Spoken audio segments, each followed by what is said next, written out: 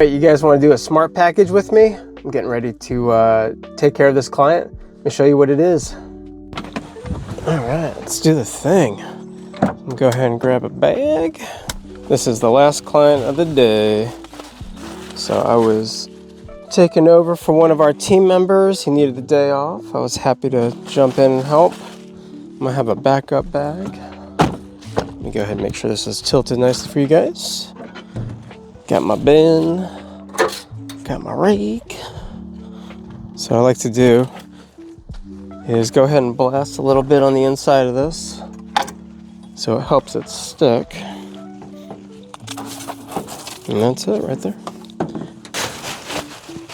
So the smart package includes scooping and hauling, and then we're also going to spray our sanitizer and then also the dog deterrent. But the first thing that we do is we go ahead and scoop. So let's go ahead and do that. To get started, we always go around the perimeter. So I like to work counterclockwise. Let me go ahead and tilt this up for you guys. So this is the yard right here. It's pretty much just all of this. We're going to do this, and then we're going to do over here on the left side. But I'm going to go ahead and start going around the perimeter, going counterclockwise. So let's go ahead and do that.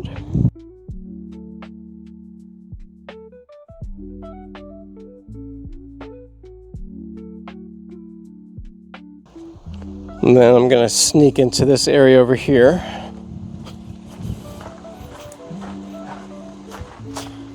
Check back behind. Now, this dog usually doesn't go on the perimeter. He will go into that rock bed area over there. But that's why I have only scooped up that one pile. So now what I'm going to do is I'm going to come back over here because I'm going to start gridding inside the grass. Now, the way that I'm going to do that is I'm going to start going this way, back and forth, all the way down, and then I'm going to go this way, working my way back down that way. I came over here because I wanted to make sure, because if I had started in the middle where the path was, then I would have to come back, and then there would be this like massive overlap. So I'm going to go ahead and just start right here and make my way on that other side.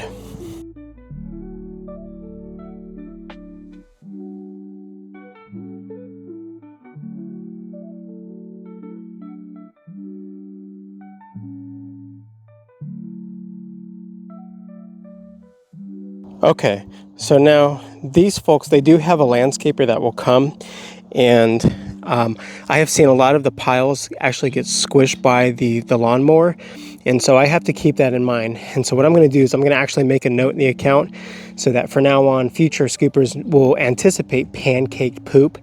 And so I'm going to go ahead and take care of this and make a note. Now look at this. I walked over a pile too.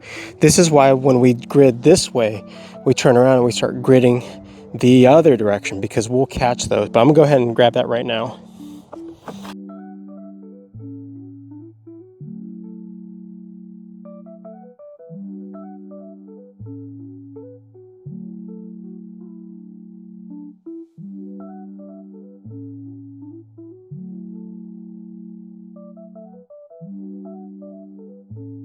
So look, I see a pile over here, but I'm not scooping it. Why is that? Because I'm currently in my lane, so I want to make sure that I finish my lane out before I see this and jump on it. You don't want to get squirrel, because if I come over here and scoop it, I may miss something that's over in this space. So I got to be careful. You got to stay focused. Same thing here. Why wouldn't I grab that? Because I'm not in that lane yet. And look at this, right in front of me. It seems silly, but this is how you have to train your team members so that they could stay regimented, because they're going to still be inundated with thoughts about personal life. They got things going on with their kids, their wife, their husband, and so you want to provide them structure and expectations. And a little bit of structure is going to help them out, because then they can literally just execute. You want them to just have an executable. You don't want them to have to kind of figure it out and, hey man, just scoop the poop. But if you can give them a way to do it in a way that's predictable and consistent every time, your clients are not only going to appreciate that, but then also your employees are going to appreciate that, because then that'll give them, honestly, hate to say it, gives them a little bit of freedom to still chew on whatever personally is going on in their life, mentally, in their head. As long as they're executing, it becomes second nature, it becomes kind of muscle memory. All right, so as you see, we didn't pick up anything over here on this left side, but everything's over here.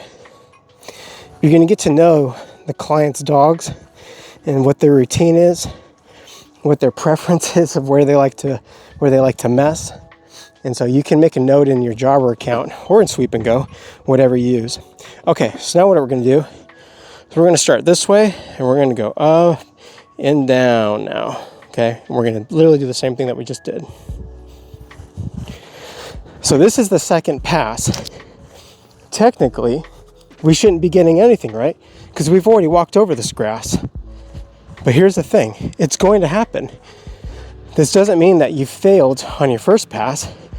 You just have to understand that the first and the second pass are required in order to do a absolutely impeccable and phenomenal scoop job. Are you gonna miss a pile here and there? Yes. That's a completely separate issue and how you address that with the client. What we do is we don't even want to get there. So we have all these measures in place so that we can eliminate or reduce as close to zero that opportunity arising for our company. Look at this. How did I miss this the first time? Is it a failure? No, it's okay. Because every time I do a yard, I always go back and forth and then left and right. Now, if I missed it on that second pass, the one that I'm currently on, that's the problem.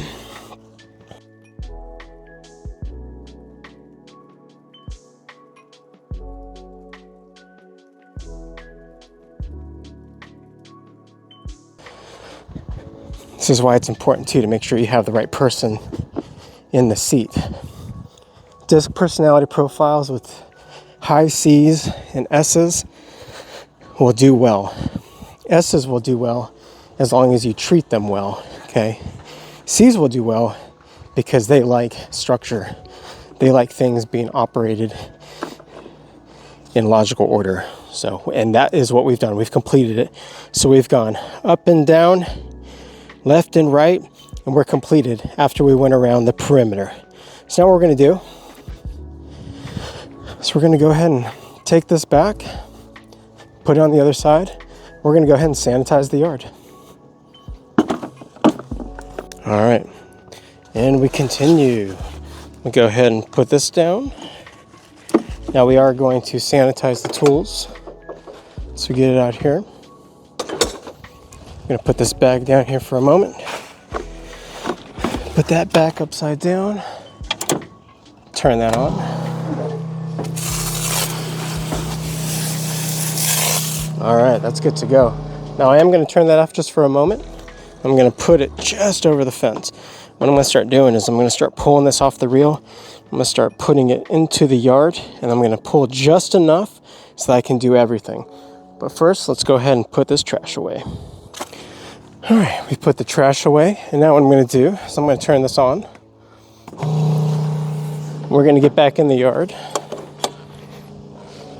We are going to carefully make sure that we don't damage the fence. It's a little yard, we should be okay. I'm gonna go ahead and put that down right there. And I'm gonna pull, knees bent, pulling the hose in so I don't hurt myself. I'm gonna anticipate how much I can pull in so I can walk the whole yard. What I don't wanna do is I don't wanna pull against the tree or against the fence and break anything. And I feel like I might have enough here. So I'm gonna keep an eye on my little pretzel knot, and I'm gonna go ahead and spray. I'm gonna come over here in the corner. Now what am I spraying? I'm spraying everything because the dog's gonna get everywhere. This is safe for plants. It's safe for kids, for dogs. I'm gonna go ahead and sanitize everything.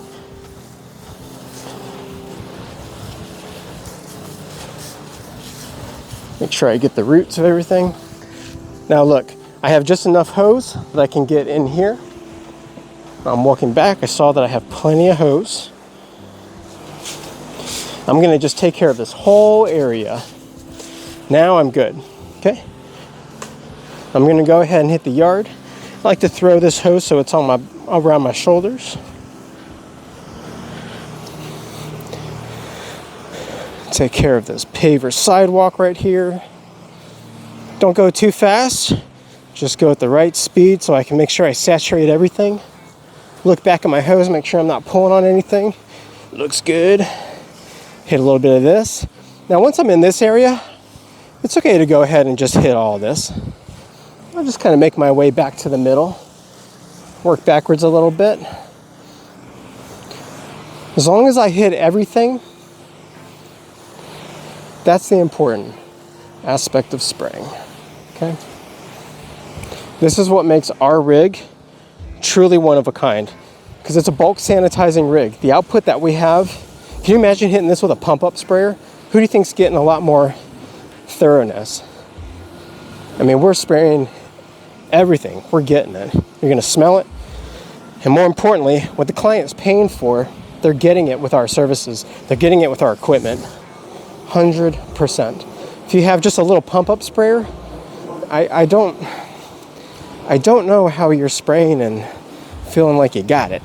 Now, that being said, can you truly sanitize, disinfect, sterilize a yard? Of course not. Of course not.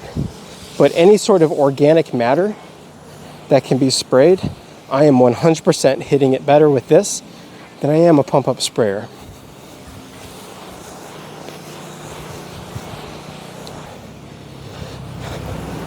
So I'm okay to let it rip. The big problem is not chemical costs, it's time. It's time that I'm spending. But this is why you want to price for your services in such a way that you're not only providing a good job, but you're providing a job that warrants a price that allows you to pay your people, take care of them, and put a little bit of profit in your pocket. Profit's not a bad word. Gotta have profit, okay? Now, if I were to come out here and just rip it with a little pump-up hand sprayer, could I get paid the same? Probably. But why don't I? Because I don't want the client thinking that there's a better way to do this, and maybe they're overpaying.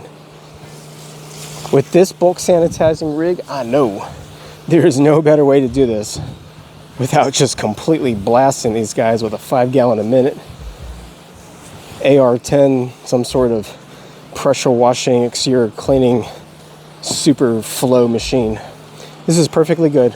1.5 gallon a minute, 1/2 inch hose. This is perfect. Now, I'm gonna make sure that when I pull this hose over, I gotta make sure I skip over it. So I gotta do just like that. Gotta watch your hose, make sure you don't hit nothing. And I'm gonna go ahead and just do one more rip right here. Make sure I don't get over that. Whoa, yeah. Just like that. Okay.